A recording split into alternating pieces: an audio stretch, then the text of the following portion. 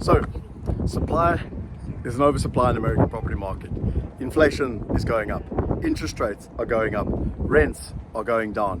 What does the average property investor do? Well, we had an incredible session yesterday that literally focused on real estate, and we had two legends of the game, one being Keith Weinhold. He started a podcast in 2014 called the Get Rich Education Podcast. He's a young guy and actually fascinating guy. And then we had Ken McElroy, that is one of the Rich Dad advisors, and to be honest is one of the sort of the godfathers of the industry when it comes to real estate. So let's get straight into some of my takeaways. Now I hope it's not too windy. I'm literally here in St. Martin. This is the French side. It's beautiful. I wanted to come up. I'm actually on top of a cannon here, fort, and you can see the cannons there that were used to defend this bay. And it's actually a bay that is half French and Dutch. They're still fighting. They've been fighting since the 16th century as to who owns this. But anyway, I thought it'd be beautiful up here, and so yeah, with a bit of wind. So the first thing that was a takeaway from Keith Weinhold was, I talk about this all the time, but if you want to invest like the top 1%, you have to think and act like the top 1%. And so he started with a very principle that I often talk about, which is mom and pop investing. And if you keep investing like a mom and pop investor, you're going to keep getting the results. You're going to keep getting average. So you need to think and do what the top 1% are doing and behave and act in the same way that they are behaving and acting, and ideally be investing alongside them to be able to get the same results as them. So I found that a very, very interesting principle, and one that I try and bring across all the time. The second was the three big myths. Now, he went on to basically teach people that, the first of the myths is that money works for you. The second is that compound interest works for you. And the third is that property is good for inflation. Well, he went on to effectively prove that all three of those were wrong, and that actually there's a better scenario to that. So what you want to do is get other people's money working for you. So not just have your money working for you, but have other people's money working for you. And how do you do that? Well, you've got tenants paying your rent. If you invest in multifamily like we've got in Oklahoma, we've got 750 tenants and their money's working for us. You've got a mortgage. If you're borrowing leverage, called leverage, but you're borrowing kind of 65%, then 60 to 65% of the money's coming from the bank. And so you're borrowing other people's money.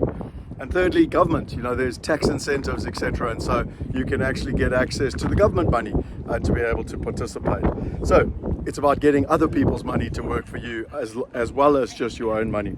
The second thing is leverage and taking advantage. So, where you say compound interest works for you. So that's where if you're growing at say 8% a year and it's just growing year on year at 8%, but you own the property cash. Well, if you owned it with a mortgage where you've got a 65% mortgage, then you're geometrically increasing your growth in terms of that process. And so that's the principle of leverage. And then lastly, property is good for inflation. Well, again, he went on to prove that actually you can get a return of about 38% a year. It's unbelievable, 38% a year. I'm going to talk to this a little bit more now. And which is a hedge against inflation. But to be able to do that, you need to be able to borrow money and get access to money, and whether that's government or bank money or whatever. So he then went on to the 5 ways that real estate pays. The first one was appreciation, and he used an example of a $100,000 house. And again, for the Wealth Hackers and the Mastermind members, I'm going to run a live session on this. Again, you can click on the link below if that's something of interest to you. But the return that you can expect on average with appreciation is about 20%. On cash flow, you're looking at about 4%. The third one is return on amortization, which is 3%. Tax benefit, which is 2.6%.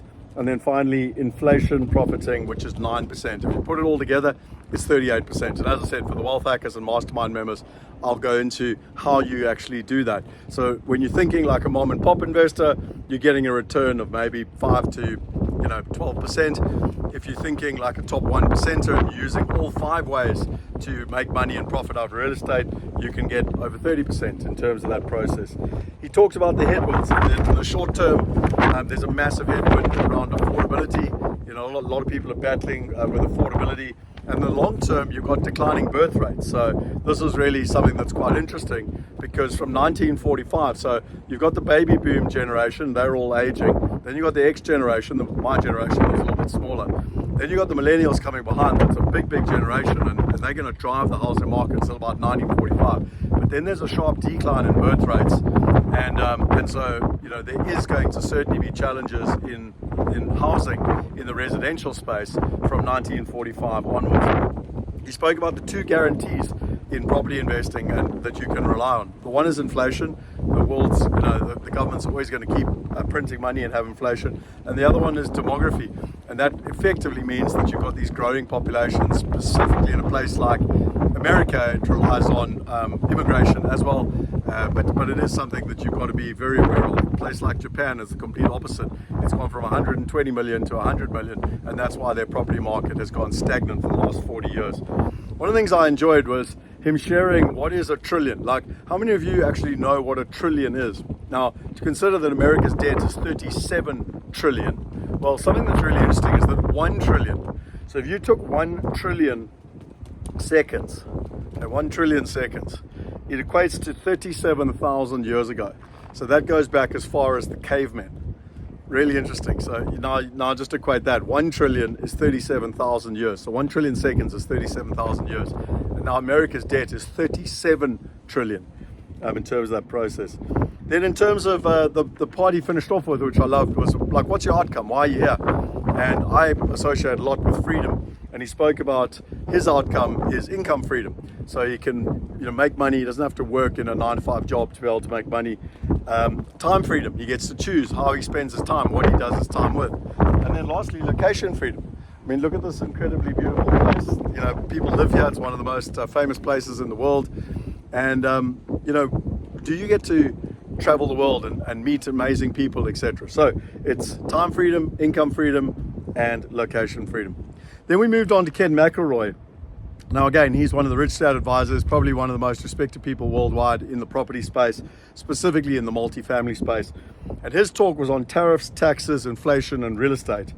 And I actually can't do it justice just in this video. So again, for the Wealth Hackers and the Mastermind members, I took pictures of every one of his slides. He had the most incredible data, the most incredible graphs, and I'll take them all through that in a presentation. Again, click on the link below if you want to join. But I'll try and talk to what I heard. So he started off with the fundamentals, and he spoke about affordability and the availability of supply. And he said that they are effectively the first layer. So it's really important that you understand the long-term fundamentals. Then you go into the second layer, which is where you go into the micro. And that's where you start to look and get specific at different cities, different areas, different sectors within different cities, etc. And that ultimately is your second layer. But everything that he does is based on data, facts, and research. It's so important. Fundamentals, data, facts, research. That's what Wealth Going Global is all about, is teaching you how to get the right information so that you can get the right partners, so that you can make the right investments. So, a couple of facts that are interesting. There's 4.3 million houses or apartments short in America. They need 1.6 million every single year because of the population growth. And there's been a big problem in terms of an oversupply. So supply peaked in 2006, and then, to be honest, 10 million houses went in foreclosure, so they all came into supply. And the real estate market went sideways for a long time until about 2013. Funny enough, we actually invested within 3 months at the bottom of the market. Now, one of the things he said here, which is pretty interesting, is that real estate does not do well without people. And so again, there's been this massive supply coming into the market, certainly in specific markets, since 2022. And he showed all the graphs to be able to show that. But the other thing that I found really interesting is that the home ownership rates are coming down. Oh, this wind's getting quite strong here. The home ownership rates are coming down. So the highest they've ever been was in the Obama era, as they were trying to drive home ownership right up. That's basically part of what happened with the global financial crisis.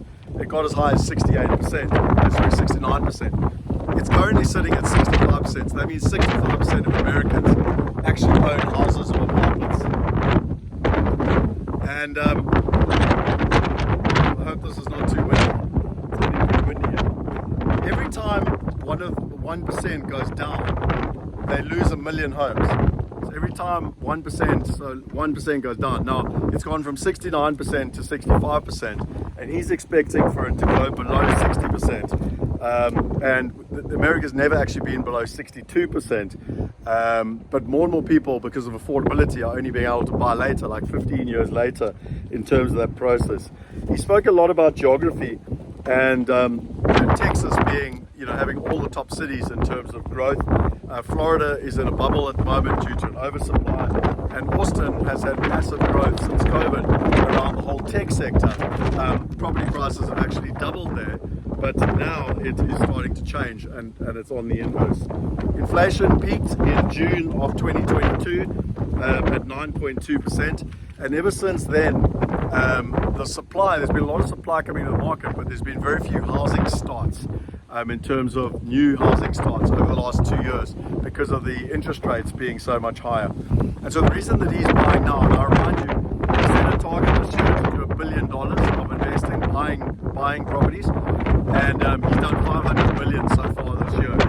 And so he spoke a lot about disruption, and he said that he's investing because of disruption. And he said, you know, in Phoenix, you've got, in downtown Phoenix, they're renting out now where there's 4 months of supply, where they're renting out basically, and 4 months free rent. So because there's so much supply, they're trying to get tenants. He said that's not a market you want to be in. He said, you know, he's expecting that the rents will start increasing because they've been coming down by 2027, because that's when the supply will actually be absorbed. And so what they're doing at the moment is that they're buying below replacement costs, and then they're holding. They know they've got 2 years of hardship. They make sure they've got the cash flow to be able to get through that disruption, because from 2027 is when they see the opportunities.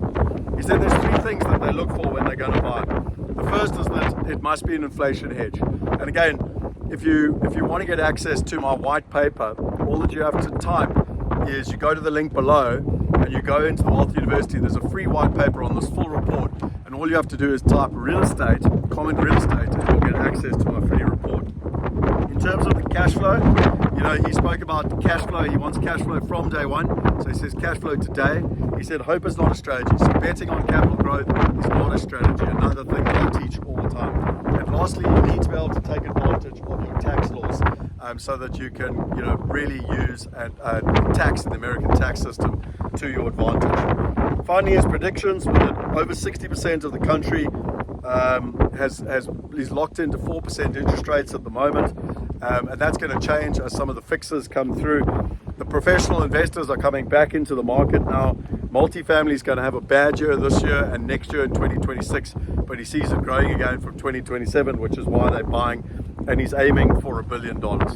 And then finally, the last one was with Robert Kiyosaki. We actually played the cash flow game. He spoke again about the macro picture, the big picture, you know, where you talk about global tariffs and taxes and inflation and all that stuff. He says that's a load of rubbish. You know, you as an investor should be looking at your micro, which is your P&L, profit and loss, and your balance sheet. And he took us through cash flow. And if you haven't played cash flow, again, come and join the Wealth Hackers. We've got online games that we're putting together.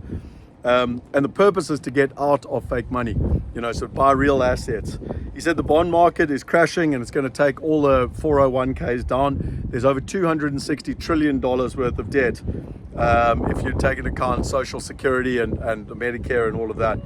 He went back through the 4 assets, and you can go back to day 3 where I did the full review on all 4 of the assets there. And then finally he spoke so much about the financial education and what that is all about and why that is so important for what is happening. He is very, very concerned about the future, and goes on and on and on about how financial education is the only way that you'll be able to take advantage of what's about to come down the pipe. So if you enjoyed all of that, subscribe to the channel, share it with your friends, click on the link below, come into the community. It's free. Come and be part of the conversation. If you come into that community, you're going to get free access to my white paper on Ken McElroy's housing report, which is really, really interesting.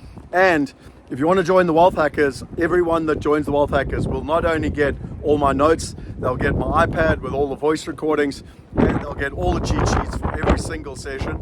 I will also every Friday be taking them through live presentations, actually showing them the graphs, the charts, because I've taken lots of pictures, so they'll get to learn, listen, and integrate. So again, if that's something of interest to you, then click on the link below. And then finally, sure, this one really is getting something. Remember, Wealth Going Global is coming up. So again, if you click on the link, you can go into the pre-launch for Wealth Going Global, where I'm going to take all of this information and I'm going to help you know where to invest, top 5 countries to invest, top 5 currencies to invest, top 15 assets to invest in, how to find the right partners, and most importantly, how to create an investor strategy and a wealth plan over time. So I hope you enjoyed the update on the real estate day. I'm here, as I said to you, in St. Martin. It's a beautiful place, very windy, by the way, but very beautiful. And I'll see you next one. Oh, and by the way, if you click on these links up here, you'll get access to the shortened videos. I'm now going to make my video on the 5 tips. And by the way, yesterday, you must click on the link because I literally interviewed Robert Kiyosaki live myself. It was fascinating what he had to say. See you next time. Cheers.